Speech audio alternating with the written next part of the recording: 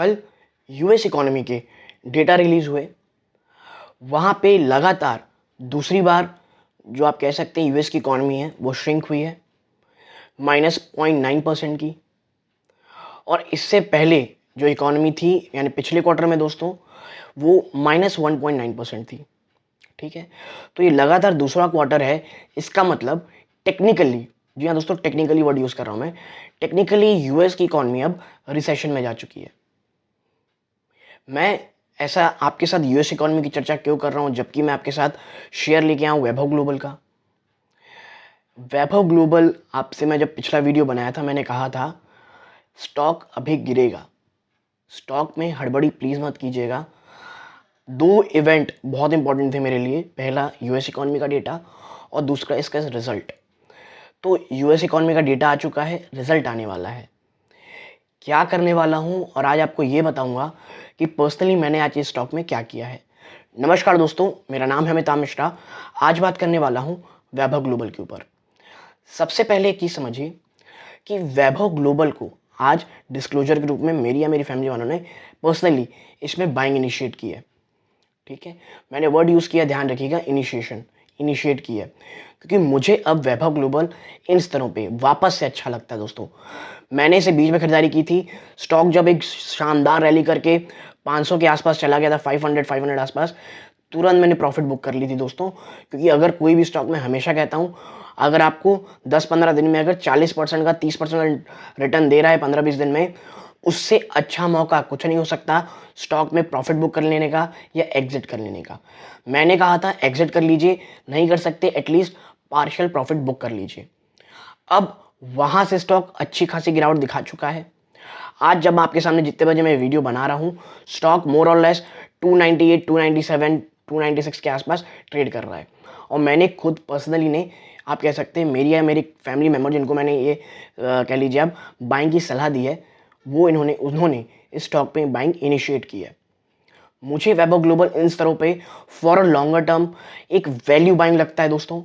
ठीक है, बहुत अच्छा लगता है, मैनेजमेंट की अच्छी लगती है, मुझे बिजनेस बहुत अच्छा लगता है, तमाम चीज़ें बहुत अच्छी लग रही हैं दोस्तों। ठीक है, और जितनी नेगेटिव न्यूज़ है ऑलरेडी स्टॉक में प्राइस इन हो चुकी है, वैल्यूएशन बहुत हद तक अट्रैक्टिव लगते हैं। लेकिन सिर्फ यही नहीं दोस्तों, आप एक चीज़ समझिए, यूएस और यूके दो ऐसी इकोनॉमीज जहां पे वैभव ग्लोबल का आप कह सकते हैं 100% बिजनेस आता है। इसका बिजनेस आप कह सकते हैं टीवी के थ्रू और वेब पोर्टल के थ्रू होता है। अब जो दो इकोनॉमीज है, चाहे यूएस हो यूके हो, आप समझिए अब तक के इतिहास के सबसे बड़े इन्फ्लेशन वॉर से वो गुजर रहे हैं। इन्फ्लेशन वॉर में इसलिए कह रहा हूँ क्योंकि मैं आपको बता दूं कि अगर यूएस की मैं बात करूं आपके सामने, तो वहां पर जो इन्फ्लेशन का डेटा आया है जून का, वो 9.1% रहा है। ठीक है, और ये डेवलप्ड इकोनॉमी में 9.1% इन्फ्लेशन होना बहुत डेंजरस है दोस्तों। यही हाल यूके का है। यूके की इकोनॉमी भी, अगर आपको याद हो, थोड़े समय पहले जब मैंने वैभव ग्लोबल के ऊपर वीडियो बनाया था, मैंने कहा था यूके की इकोनॉमी भी लगातार दूसरे महीने श्रिंक हुई थी दोस्तों। ठीक है, तो यानी जो आपका दो मेन बिजनेस ग्रुप है, वहीं से आपको आप कह सकते हैं है वहाँ की इकोनॉमी श्रिंक हो रही है, और आपका जो बिजनेस है आपका यानी वैभव ग्लोबल का, वो तो दोस्तों बिजनेस ही लग्जरी एपरल्स का है। तो जो चीज़ आप कह सकते हैं आपके लिए इसेंशियल नहीं आती, इसेंशियल प्रोडक्ट के अंडर नहीं आती हैं, वहाँ पे तो आपको दबाव देखने को मिलेगा। तो इसीलिए ये तमाम चीज़ों को स्टॉक प्राइस इन करने की कोशिश कर रहा था और काफ़ी हद तक प्राइस इन कर चुका है। इसीलिए कह रहा हूँ इनिशिएशन मैंने की है, लेकिन देखिए ये थोड़ा सा ना हाई रिस्क इन्वेस्टमेंट है। मैं फिर कहूँगा मैंने इसमें इन्वेस्ट किया है काफ़ी सोच समझ के, और कह सकते हैं काफ़ी लॉन्ग टर्म विजन के साथ किया है। ठीक है, बाइंग इनिशिएशन क्यों? क्योंकि मुझे इसका बिजनेस बहुत अच्छा लगता है दोस्तों। ठीक है, कई बार ये कमेंट्स आए कि वैभव ग्लोबल में तो जो एक बड़े कह लीजिए इन्वेस्टर हैं उन्होंने अपना स्टेक बढ़ा लिया है।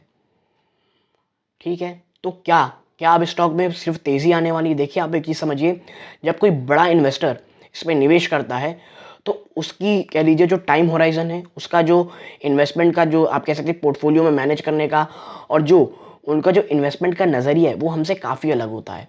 ठीक है, उनके तो दोस्तों उन्होंने जब निवेश किया वहां से तो ऊपरी स्तरों से स्टॉक 60% टूट चुका है। ठीक है, मोर देन 60% टूट चुका है।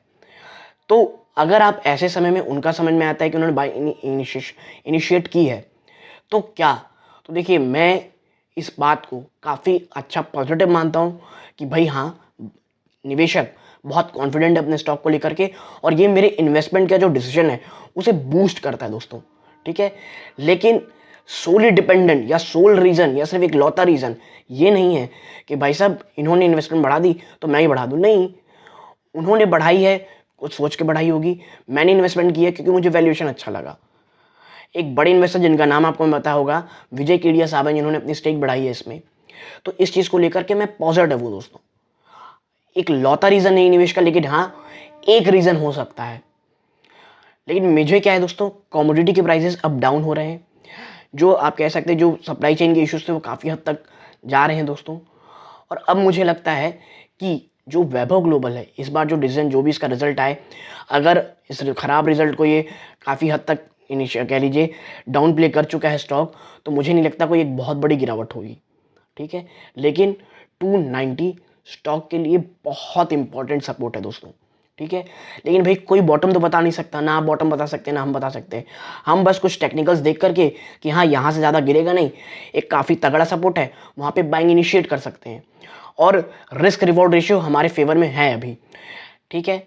यहाँ से स्टॉक काफ़ी तेज भाग भी सकता है और गिर भी सकता है, लेकिन मुझे पर्सनली लगता है लॉन्ग टर्म की अगर सोचेंगे as a business point of view, मुझे अच्छा लग रहा है दोस्तों। काफ़ी नेगेटिविटी, काफ़ी नेगेटिव न्यूज़ प्राइस इन हो चुकी है स्टॉक में, ठीक है।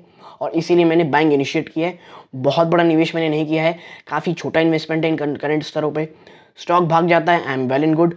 गिरता है, I will buy my next I will invest another batch, ठीक है। तो ये तमाम चीज़ें हैं दोस्तों। लेकिन आप समझिए, जब आप निवेश कर रहे हैं ना, बिजनेस में निवेश कीजिए, वैल्यूएशन चेक कीजिए और समझिए कि रिस्क क्या है। इसमें रिस्क यही है दोस्तों, इकोनॉमिक स्लोडाउन्स, आप कह लीजिए इकोनॉमिक रिसेशन, ये आएगा, आपको इस स्टॉक में और गिरावट देखने को मिलेगी। ये चीज़ प्लीज़ अपने दिमाग में रखिएगा, ठीक है। लेकिन लॉन्ग टर्म की इन्वेस्टमेंट है, मुझे लग रहा है ये करंट वैल्यूएशन काफ़ी अच्छी है, ठीक है, एटलीस्ट बाइंग इनिशिएट करने के लिए। लेकिन ये मेरा नज़रिया है दोस्तों, ठीक है, ये मेरा नज़रिया है, कोई बाइंग और सेलिंग की सलाह नहीं है।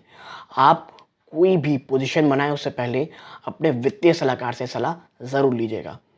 But as a Vaibhav Global के ऊपर मुझे लगता है काफ़ी अच्छा स्टॉक है, लॉन्ग टर्म में एक काफ़ी पोटेंशियल रखता है दोस्तों, एक अच्छा वैल्यू पिक हो सकता है। लेकिन मुझे ये स्टॉक थोड़ा सा रिस्की लगता है, तो यदि आप एक थोड़ा रिस्की इन्वेस्टर हैं तो ही इस पर निवेश कीजिएगा।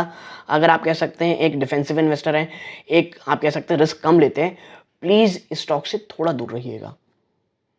तो यदि आपको मेरी ये एनालिसिस पसंद आई हो, प्लीज़ सब्सक्राइब करें, वीडियो को लाइक कीजिएगा। यहाँ तक जुड़े रहे, इस बात का आपका बहुत बहुत धन्यवाद। अपना कीमती समय दिया और यहाँ तक जुड़े रहे, ये इस वीडियो का अंत है। जय हिंद दोस्तों।